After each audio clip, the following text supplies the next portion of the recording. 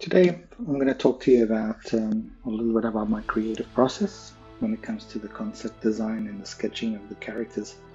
Um, so, when it comes to this barbarian that I've been working on, I do a lot of sketches trying to figure out how the character not only should be created in clay, but how it looks and what he feels, or how the story behind him, where he comes from, why does he look the way he looks, why does he dress the way he dresses, or what kind of items he has. So I do a lot of exploration. I don't always decide straight away how he's going to look. And you can see I got a lot of little texts. Some of them refer to how I'm going to create things in clay. You can see here it says layers allow for creation in clay. Don't decide everything. Well, I don't always have to decide in the drawing how it's going to be. I have to remind myself to maybe leave some creative process for the actual sculpting phase. Many times when I'm just drawing the character's face, it's a slow process, so it allows me to go into the character's mind or personality and try to see what he's like, and that will obviously influence the way I design the way he looks. Lack of expression or empathy. I could put his little note sometimes. It just reminds me, like, looks like Dolph. Like the character reminded me a bit of how Dolph Lundgren looked in Rocky, or even the way he looked when he did the Masters of the Universe movie in the 80s. So I like to put a lot of these little notes, places that my mind goes when I'm working. Sometimes I write the challenges that I think that I'm going to have. Like in this case, the challenges is actually going to be creating tech in clay, the hard surfaces. It's easy to create in ZBrush, how that tech is going to come out in most of the clay. Or if I'm not going to go very rectangle, hard surfaces or hard edges, if I'm going to choose to actually go into a rounded tech inspired by the Weapon X designs or looks. So sometimes I write where I got a certain idea or a certain look. This was from a Mass Effect art book. Actually, sometimes I actually write, in this case, I actually write the page where I actually get the idea from. This is from here. So I've got the little annotations, like the brow lines should be sharp. I like how this came out here. So just to remind me that maybe I could keep that in the actual sculpt. Like I had a little bit of notes saying looking for the character's personality. I sometimes ask myself if something will work out or won't work out, or if it's too much, or references that I think, like Doctor Doom, the Rivet style. Keep in mind to always be open to the happy accidents. And sometimes I actually talk to myself and I explain how I feel when I'm actually doing something. Like it was actually hard this day that I remember it was hard to actually start. I was in a I don't know, maybe an accelerated state of mind. I actually started drawing and this is a total mess. I hated how this was coming out. So I actually had to start over again and just start from the beginning and just keep at it. I'm not always satisfied how the drawings come out, but it really depends on the objective of the drawing. Sometimes the drawings are not supposed to be finished artwork. These are things to help me explore and find certain shapes or expressions in the character. I'm not always happy with how the drawings come out. I'm happy to share my successes and my failures when it comes to the actual sketches, so you can understand that this is a process of there's a win and loss sensation sometimes.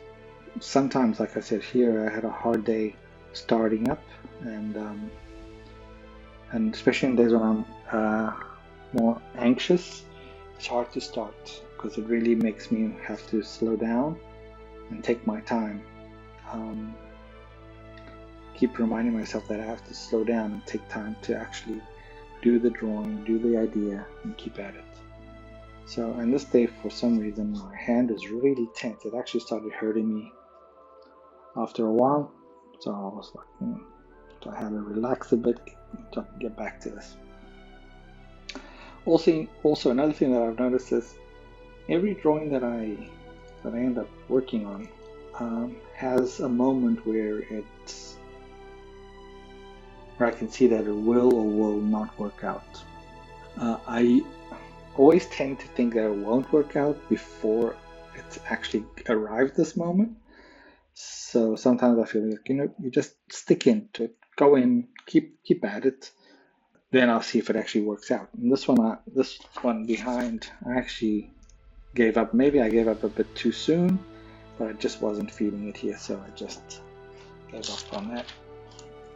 So here you see different things that I've been working on, the plates for the side of the head, see if any of that will work out, or even the jaw process, the jaw, and even an optional helmet version that would look pretty cool for an exclusive item or not. So, like I said, sometimes I'm happy with what I come out with. Sometimes I'm not really happy with what I come out, but in this drawing, the focus wasn't the actual face, it was mostly the body. I wanted to understand how the muscles, and I've been going back to actually doing some muscle studies and trying to understand how the body is, because I don't have a base mesh that I can work with and start off. I really have to start everything from scratch, so I have to get these muscles right. So just trying to define basically what you look like. Some bandages, some tech, the metal arm, trying to figure out what kind of design that's going to have. At this point, I'm not really sure how I'm going to make that in clay, but here says I'm a little bit rusty with my tech. Explore layers of clay might be easier than drawing. So it might be actually easier for me to explore these forms in clay than actually trying to draw them. So I have a little, what about a headband? I was watching Conan the day I was drawing this, so I was just thinking maybe I should just add a headband. When it comes to the robot hand, I'm still trying to figure out if I should actually keep all the human fingers or just do double digit fingers. So this would be one finger and then another finger. So I play around with the various ideas. One of them was, should I or should I not go actually for an homage to the Masters of the Universe design and keep the actual belt, and was it too much? So I really ask myself these questions. So yeah, sometimes I feel like I prefer sketching in clay, so don't rush into it. So I've got to fight myself into this whole skipping the sketch part and just jumping into clay. Here, let me just open these layers. I actually found out that working with these transparent layers actually helped me design things. So when it comes to the back, I've been thinking of a design for the spine, something a little bit more geometric, very techy. Square tech versus round is one of the questions. Here I have a little drawing about the side, top, and front view of these items. And here's another option in rounded tech. So I'm still debating what's gonna work there. Also trying to decide if maybe he's gonna have a cape or not to actually cover part of his tech, or maybe this should be on this side of his arm. So there's a lot of, when I draw, there's a lot of questions that I try to answer, but a lot of the times I come up with more questions and how I'm going to do or what I'm going to do. So this is just a way of seeing things in advance and letting them brew in my mind so I can come up with the final versions when I sculpt. One of the things that I've been working on is if he has this robotic arm that I'm going to be creating, how much does he really care about having a sword? What would he use a sword with if he had this gigantic or huge robot arm? So trying to focus less on the size of the weapon. So I have like daggers, short swords, and maybe some small axes. I really like this one. I think this will probably be the design I'm going to choose.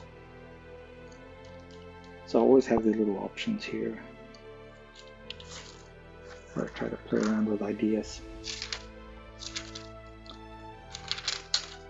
So here I have just a study about the boot and also just some possible elements. I feel like I need to maybe create these little extra elements to scatter around the character that I can make him more cohesive. Also just a little study on how I'm going to do the pegs with the magnet parts, because he's going to have modular parts that you can swap around, swap out depending on how you want him to look.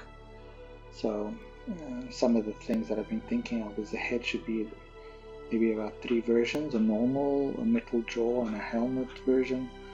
The hands could have a dagger, an axe, or maybe an open hand option. And the robot arm could have different hands that you can, like a hook, a blade, a hand. So maybe I'm going to be working on those.